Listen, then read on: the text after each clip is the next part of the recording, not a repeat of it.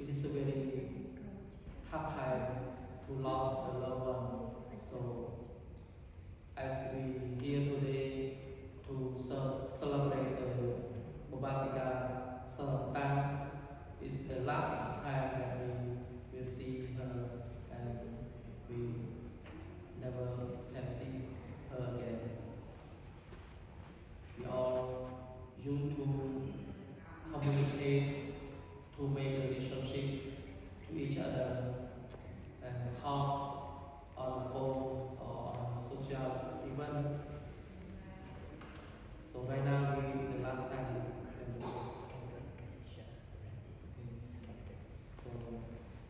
thank you very much. Ladies and gentlemen, please welcome to Henrik.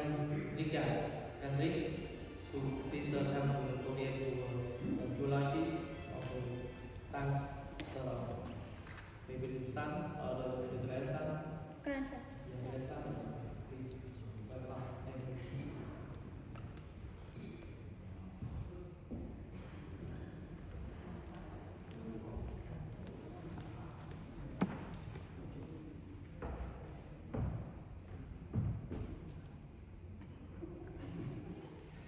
Hello, I'm Kendrick. I'm going to be doing this in English. I don't speak mine very well. But I want to start off by thanking everyone for coming. And if you don't know me, I'm the grandson, the first grandson. And I want to use this time for you guys to think about what your last memories with her. Think about how happy that was. And I want to start off by telling you about mine. The past few months I've been able to visit her a few times, and she's always been interested in hearing about how my life's going. Even though she was sick the past few months, she was always wanting to talk to me and spend time with me. Yep. And so I want you guys to think back to the last memories you had with her. Think about how wonderful that was. Thank you.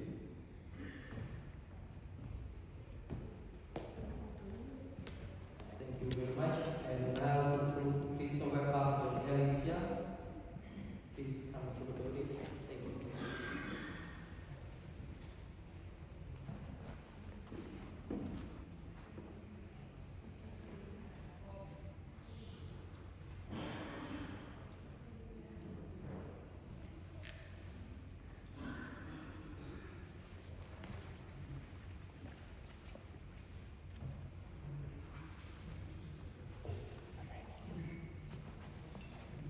Sudan Aklian.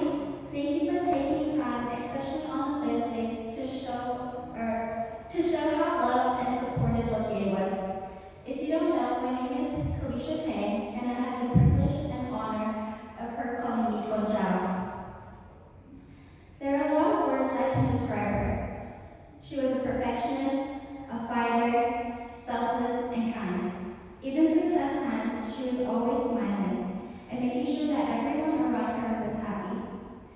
Logie was young at heart. When no one was looking, or when she thought no one was looking, she would reach her little hands out and grab a Jake. She would laugh in our faces every time she won a game of Sapsan. She would ask if I could paint her nails or do her hair, or if I can pick her flowers from the garden. I had just moved from Arizona a year ago, and in that time I was able to grow closer to Little Gay. I was too young to really remember how she was like before she had her stroke, but taking care of her made me realize that you should take life slower to enjoy the little things. Logie lived life to the fullest and loved everything it had to offer. There were times where we would just sit by the koi pond and stare at the fishes. Other times we would take a stroll in the backyard and look at all the fruits and vegetables and flowers. It's easy to get caught up in life, as you're always so busy with constantly studying, working, providing for you and your family. But she taught me to take a step back and remember to spend quality time with loved ones, even if you guys are just sitting in silence together. The other day, I was going through videos and photos of her, and it made me realize that I haven't heard her voice in 2 months. But my boyfriend reminded me that she's always looking over at us. The next morning of her passing, I was on the way to work, driving on the freeway, crying. That's when I looked up and saw a little rainbow, despite the sky being blue and bright. I took it as a sign that she was reminding me to start my day with a smile. Either if it's through a dream, a butterfly, or a rainbow, everyone we have lost is still talking to us one way or another. Just in their own special way now, assuring us that everything's going to be okay. I just hope that wherever she is now, she's running carefree and eating all the foods and desserts that she once enjoyed. Okwan.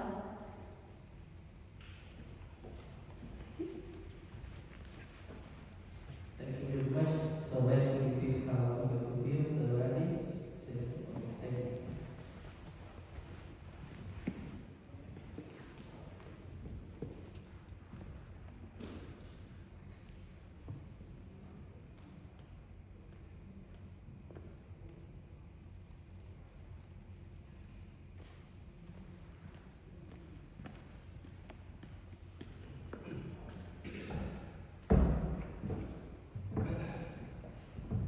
Good afternoon, everyone. I'm Randy, honorary grandson. Thank you for gathering here today and giving your time to hear me talk about Logie. I was fortunate to meet Logie for the first time when Felicia introduced me to her about 2 years ago for lunch. You would think first dates would be a movie, dinner, or something to do with just us two, but on our very first date, it was with the entire family. I didn't eat much that day because I was so nervous. At the dim sum table, when the food came out, one by one, Logie was peeking over the table and pointing at each dish, trying to figure out what each plate had.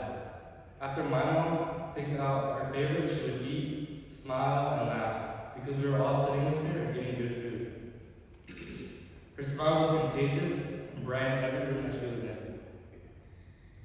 During our last Thanksgiving with her, even when she couldn't eat most of it, she was still pointing at every glowing dish with a smile and laughing at the gigantic turkey sitting firmly on the table. Again, she was with her family, had good food on the table, and a smile on her face that gave me warmth ever since the first time I met her. This time, I ate a lot more. I'm thankful for all the moments we spent together. Whenever I pushed her around in the backyard, she would gaze at all the growing fruits, vegetables, and newly bloomed flowers, picking them with her picked one for her and she held it tightly, analyzing it from the white petals all the way to its green stem. She smiled and gently tapped me on the arm to pick another one. She loved those plants. She loved her plants, nature, cooking, and most of all, being around her friends and family. I always remember this about her. I want to thank her for welcoming me and loving me like her own grandson, and reminding me to smile and laugh more, even when the times are tough. To let the people I love know that everything will be okay. Thank you, Lovely, for all the memories and happy times. We love you.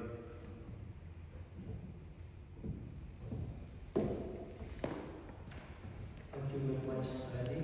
So who want to come up to the podium to say a few words for the eulogies, and you want to say something that you have some relationship with has any souvenir or remember with the Upasika Tangshan? Is any other friends or anything? Không biết nói tiếp không phải là gì việc tha tiếp